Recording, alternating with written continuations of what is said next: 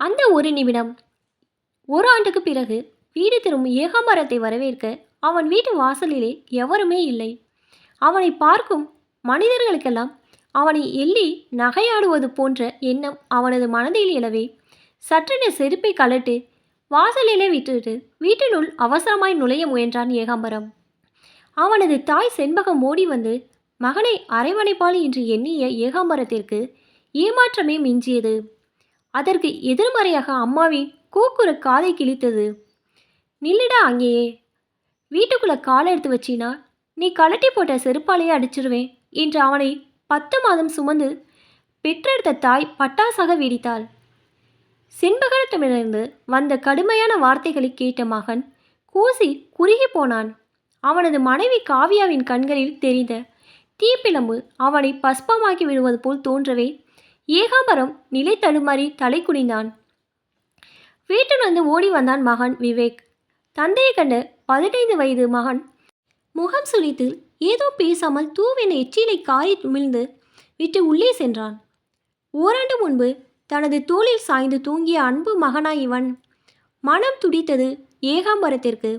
இனி இங்கு இருப்பதில் எந்த அர்த்தமும் இல்லை என நினைத்து மெல்ல அங்கிருந்து புறப்பட்ட ஏகாம்பரத்தை தடுத்து நிறுத்தியது அவனது அன்பு மகள் நிஷாவின் கைகள். ஏனப்பா எல்லாரும் உங்க திட்டுறாங்களா? உனக்கு நான் இருக்கேன், என்னை விட்டுட்டு போயிடாதப்பா என தேம்பி தேம்பி அழுத மகளது கைகளை வேகமாக தட்டிவிட்டான் ஏகாம்பரம். பின் தன் தலையில் மீண்டும் மீண்டும் அடித்து கொண்டு ஓவென்ற கதறி அழுதான். 5ஆம் வகுப்பு படிக்கும் சிறுமி நிஷாவோ தன் தந்தையிடம், எங்கப்பா போயிருந்த நீ? எல்லோரும் நீ ஜெயிலுக்கு போனதா சொல்கிறாங்களே, நீ திருட்டிட்டியா? ஸ்கூலில் யாருமே என் கூட பேச மாட்றாங்க, நான் எந்த தப்புமே பண்ணலையே என்று கேட்டு அழுதபடி மீண்டும் இறுக பிடித்த மகளின் கைகளை உதறிவிட்டு பின் நோக்கி நகர்ந்தான் ஏகாம்பரம். நீ எந்த தப்பும் செய்யலை, நான் செஞ்ச தப்பு தான் உன்னையே சேர்த்து பழி வாங்குதடா. வேண்டாடா, இந்த பாவியை தொட்டு விடாதே. நான் ஒரு அசிங்கமானவன், என்னை விட்டு விலகியே இரு.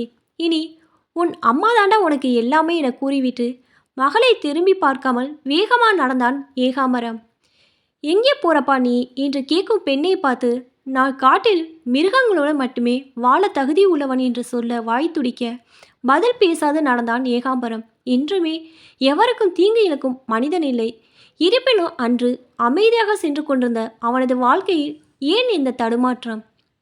ஐயோ, நடந்த செயலுக்கு பூமி பிளந்து அதன் உள்ளேதான் புதைந்துவிட மாட்டோமா என ஏங்கியது அவன் உள்ளம்.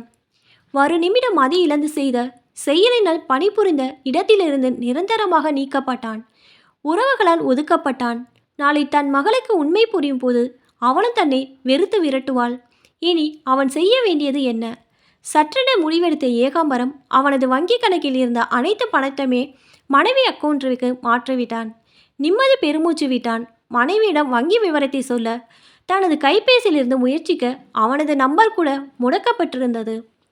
ஏகாம்பரத்திற்கு சற்றென நண்பன் மணிமாறன் ஞாபகம் வரவே தன் மனைவிக்கு செய்தி சொல்ல அவனே சரியான தீர்வனை எண்ணி நடந்தான் நண்பனின் இல்லம் நோக்கி. இவனை கண்டதும் நண்பனின் மனைவியோ வீட்டுக்குள் பயந்து ஒளிந்தாள். நண்பனின் பெண் பிள்ளைகள் இவன் கண்களிலிருந்து மறைக்கப்பட்டனர். மணிமாறன் இவன் வருவதை கண்டதும் அவசரமாய் கதவடைத்தான். அத்தனை கேவலமானவனா என எண்ணி வெயிலில் கிடக்கும் புழு போல ஏகாம்பரம் துடித்தான். அவனது வாழ்க்கையை புரட்டி போட்ட அந்த ஒரு நிமிடம், அதுவே இந்த சமுதாயம் அவனை ஒதுக்கி வைத்ததற்கான காரணம். ஒரு நிமிட சபலம், இதோ ஓராண்டு அனுபவித்த சிறை தண்டனை எப்படி சொல்வான்? அவன் செய்த தவறினை அந்த ஒரு நிமிடம் யாரும் இல்லாத நேரத்தில் மகள் நிஷாவை காண வந்த அவளது தோழியிடம் ஏகாம்பரம் பாலியல் ரீதியாக தொந்தரவு செய்ய, அடுத்த நொடிய அந்த சிறுமி ஓவென கத்தி ஊரை கூட்டியது. அந்த சிறுமியின் அலறல் சத்தம் ஆம்புலன்ஸ் வண்டியின் சைரன் போல் மீண்டும் மீண்டும் ஒலிக்க மிரண்டு போனான் ஏகாம்பரம். திரண்டு வந்தனர் அக்கம் பக்கத்தினர். அந்த பெண் குழந்தைக்கு அவளை பெற்றவள் நல்ல தொடுதலையும் கெட்ட தொடுதலையும் சொல்லி வளர்த்தாள் போலும். அவள் ஒரு நல்ல தாய். எந்த ஒரு தவறினையும் நடக்க விடாமல் செய்ததோடு அங்கே நடந்ததை வெளியே சொல்லவும் தயங்காது வெளிப்படையாக பேசி ஏகாம்பரத்திற்கு தண்டனை வாங்கி தந்த அந்த சிறுமிக்கு அவளது அன்னை தைரியத்தை பாலாக தந்திருப்பாள் போலும். ஏகாம்பரமும் ஒரு பெண் பிள்ளை பெற்றவள் ஆயிற்றே. இதே கதி எங்கேனும் தன் பிள்ளைக்கு ஏற்பட்டிருந்தால் நினைத்து பார்க்கவே அவன் உடல் நடுங்கியது. காலப்போன போக்கில் பைத்தியக்காரனை போல் நடந்தான் ஏகாம்பரம். மனம் கலங்கி நின்றவனின் கண்ணில் பட்டது ஒரு கோவில். அந்த தெய்வம் மட்டும் அவனை மன்னித்து விடுமா என்ன? கோவிலுக்கு சென்றவனுக்கு உள்ளே சென்று அந்த கடவுளை தரிசிக்க மனமில்லை. பாவம் செய்துவிட்டு கடவுளிடம் மன்னிப்பு கேட்டால் மட்டும் செய்த தவறு சரியாகிவிடுமா? செய்த பாவத்திற்கு மறந்தனை எண்ணி கோவில் வாசலிலே நிரந்தரமாய் அமர்ந்தான் ஒரு பிச்சைக்காரனாய். இப்போ தான் என்னோடய சேனல் ஃபஸ்ட் டைம் பார்க்குறீங்கன்னா சப்ஸ்கிரைப் பண்ணிக்கோங்க. பக்கத்தில் இருக்க பெல் ஐக்கானை ப்ரெஸ் பண்ணிக்கோங்க. அப்போ தான் நான் ஒவ்வொரு தடவை வீடியோ போடும்போதும் உங்களுக்கு நோட்டிஃபிகேஷனில் வரும். தேங்க்ஸ் ஃபார் வாட்சிங்.